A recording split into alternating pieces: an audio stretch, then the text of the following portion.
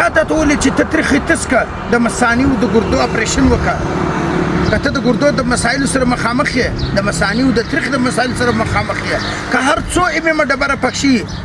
د الله تعالی په فضل و کرم سره نن زه تا ته هغه نسخه درښایم چې په دا نسخې سره خپلې ګردې خپله مثانه او خپل تریخ چې دي هغه فلټر که واش یې که پرېوله سرویس یې که د دننه د خواصه انشاءالله بیا به ماته ټوله زندګي دعاوې کوي په ډاکټر محبي جامع اینډ هربل سینټر کې ستاسو دپاره ستاسو خادم ستاسو ورور ستاسو دوست ستاسو معالج ډاکټر حکیم مولانا محب الله منیف ستاسو دپاره بهترینه کورسونه تیار کړي دي د ګردو دپاره د مثانې دپاره او د تریخي دپاره هر څومره ډبرې چې هغه به ختمیږي کریږي که ډبرې که کچرۍ که مایکروبي که جراثیم هغه به ختمیږي د الله په فضل و کرم سره خو نسخه د ځانه سره نوټ کړه ټوله زندګي به ماته دعاوې کوي یو کپ اوبه به راواخلې په یو کپ اوبو کې به یوه چمچه شات واچې